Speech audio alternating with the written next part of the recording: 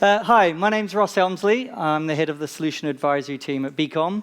So if you don't know Beqom, we are a specialist in performance and pay for medium and large size enterprises.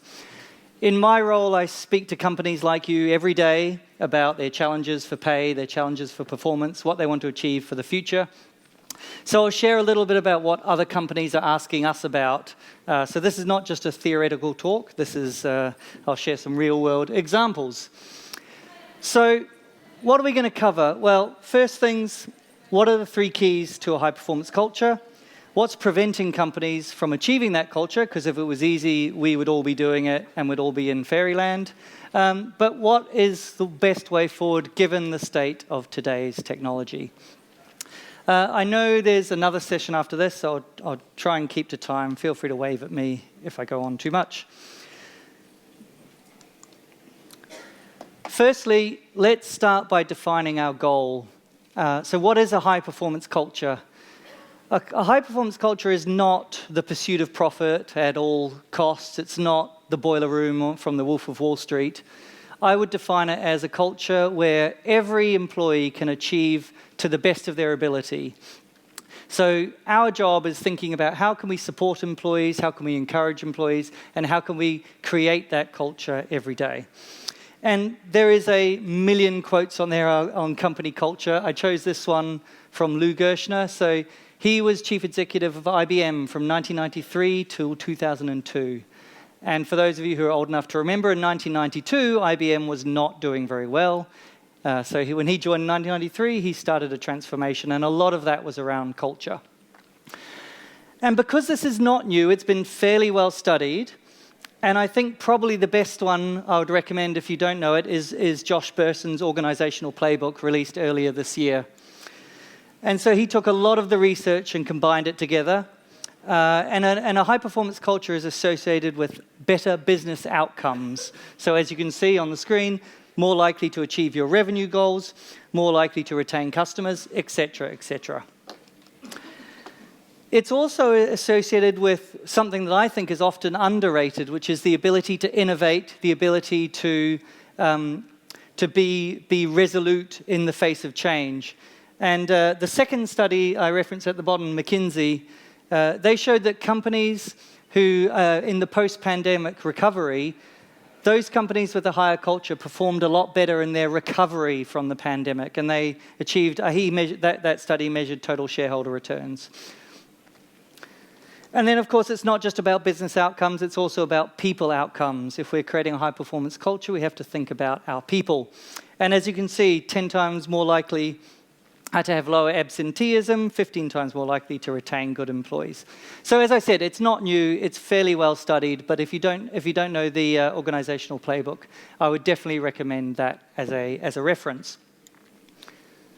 So that's a big enough challenge. But also, the world has changed. I think we've all noticed just a few changes in the world with a little pandemic, the rise of inflation, and I think that creates an entirely different business context that again, many in the market, many consultants and many authors are summarizing as a people-first economy. And the competition for skills is definitely part of that. So the question we get asked sometimes is yes, we want to do all of this, but budgets aren't infinite, budgets are tight. How can we create this change given the business context that we're in? So that's what we look at next. So what are companies doing? And I've grouped it into 3 main areas. And the overall prospect is this is not just performance and pay and performance and reward. This is an HR strategy, and some of you are already on this journey, redefining your HR around the employee and on a people-centric approach. But I would group the actions that we see companies taking into 3: purpose, transparency, and people first. And for those of you who work in performance and pay, you obviously have a huge role to play in this. So we'll go through each one quickly, and we'll look at them in a little bit detail. So firstly, purpose.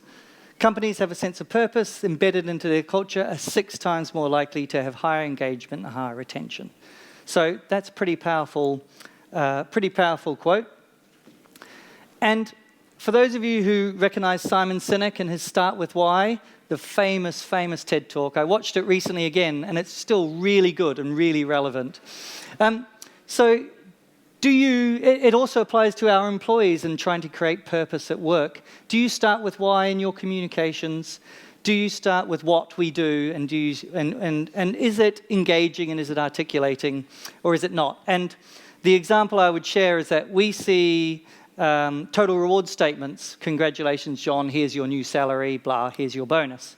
And then on the other side, we see total reward statements with a paragraph or two from the CEO about what we've achieved this year, how far we have come. And then another paragraph from the head of the division or from the person's manager about what we are actually doing. So creating that sense of why, but bringing it down to the employee in your reward and performance communications. Another thing we see is that goals and performance reviews are not just about the what, they're also about the how. Again, that's not new. But what is new is more companies are coming to us and saying things like every performance review needs to have employee development goals, and not just what are your future plans. You know, I've done performance reviews in my old companies where it's what's your future plans, what would you like to achieve, but an actual developmental plan for each employee as part of the performance review. So when your employee comes to do their performance review, and you're talking to them about their development, and there's a whole section on their development with a development plan specific for them, that says to your employee, you care about them and they're part of your purpose.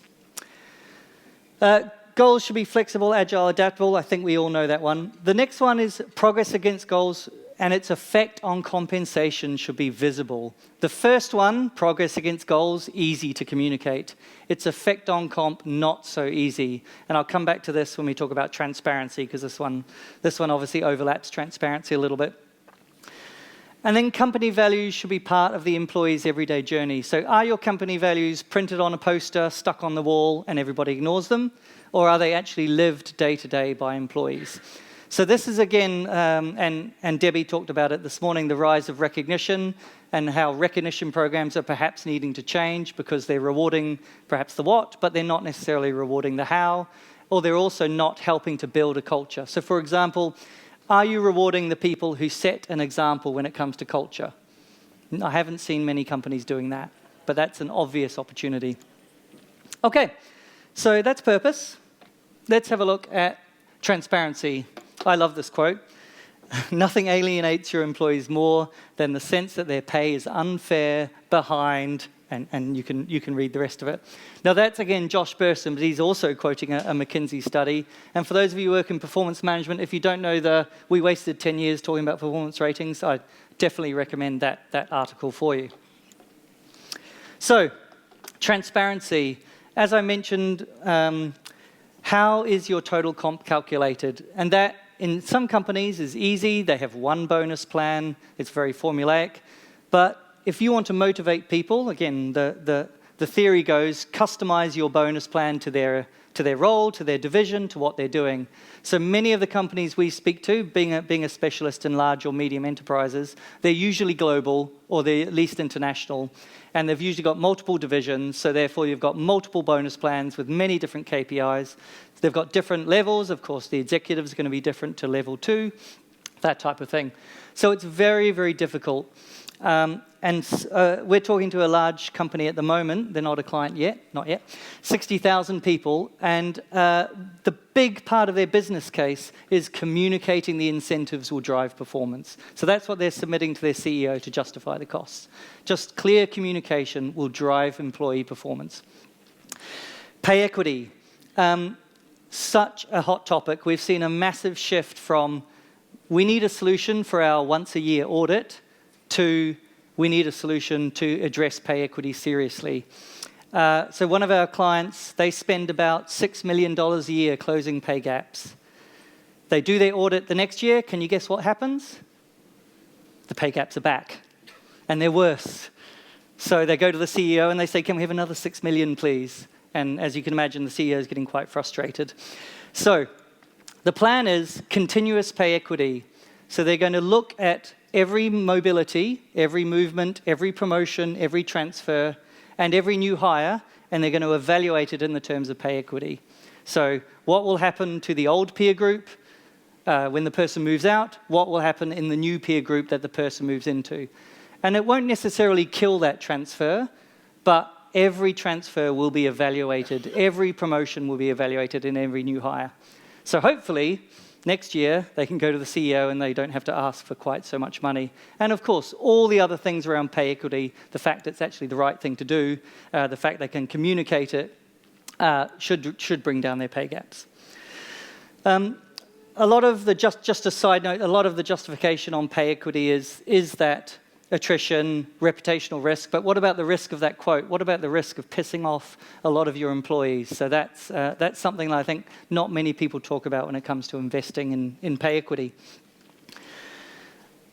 A little side note of all of this is transparency, of this investment is transparency, is it gives you a solid data foundation, and from that foundation you can use that to run analytics, spot hidden trends, and that goes well beyond pay equity. And I noticed the quote from Debbie that 60% of you would like to make more use of your data. So if you get that data foundation, you can then use the data for not just pay equity. Okay, so people first. So for those companies that have adopted a human-centric approach, they're getting 32% lift in revenue, deliver outcomes 2 times faster, and ultimately outperform some of their competitors. So the ROI is definitely there. But what does people first mean, and what are companies doing? So you all understand the need for employee-centric tailored rewards. Not many of you can do it because you're limited by your technology, but also meaningful in terms of, does it need to be personalized, or is it just more about communication? So it's not just necessarily tailoring the reward plan for each employee. It's not just necessarily flex benefits.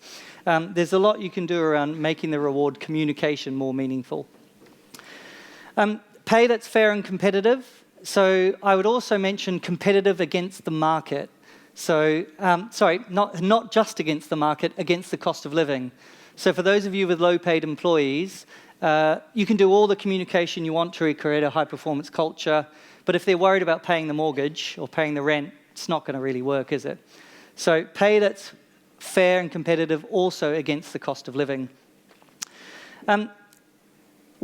There's a lot of research in the market around deploying feedback as part of your performance management.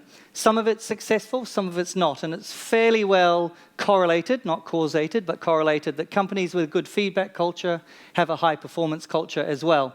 So you can look at to deploy regular peer-based feedback, and we'll talk about that a little bit more in a minute. And then adoption. So the other thing I notice is some companies come to us and their budget is all about the technology, and they've got almost no budget for change management, for communication, for adoption. Adoption is the last mile. You can have the best technology in the world, but if nobody uses it, your program has failed. So when you're asking for budgets, when you're thinking about a change, make sure you spend some time on change management, internal communication. And then the best example of employee first is the performance review. So traditionally seen as a tool designed for HR, employees don't like it or hate it. We see low adoption, we see minimal adoption where they do the bare minimum. If you could change that to be focused on the employee, for example, what I mentioned earlier, make it useful for the employee, make it developmental, as well as putting them in a bucket so you can differentiate your pay. Yeah, that is, again, part of the requirements that we see coming through is around changing the performance reviews to make them more useful, more helpful, more engaging, etc. Okay. So that's what companies are driving towards. That's some of the ideas of what you can do. But as you know, we have a technology problem, and we have a problem in compensation and reward. The fact is, it's bloody complex. It's really hard. Just running an annual review is sometimes hard enough. Just running calculating a bonus plan in 20 countries is hard enough. So to do that at scale is obviously difficult, and you guys all know this. But the key point here is that there's so many critical factors that if you fall over in one of them, it can have really damaging consequences to all the metrics we just looked at: talent retention, employee engagement. So And some of the differences are amazing, particularly, I've got a laser, haven't I? Particularly the performance one. So for those of you on that, I can't hit it from there. So employees say they're productive and managers think they're not. That's a massive disconnect. So how do we square that circle? Now, the other part is the state of the technology. And this is a summary of what most of the companies we speak to have. So I dread to think how much they've spent on their HRIS deployment, and I know how much some of them spent, and I'm not going to say. And they end up back in Excel hell, because they have to do this in Excel, they have to do that in Excel, their accruals. So why is that? And the HRISs do a great job of standardization. I'm not dishing that. But the fact is they have inflexible data models, so they can't hold all the data that you need to hold from a performance and reward point of view.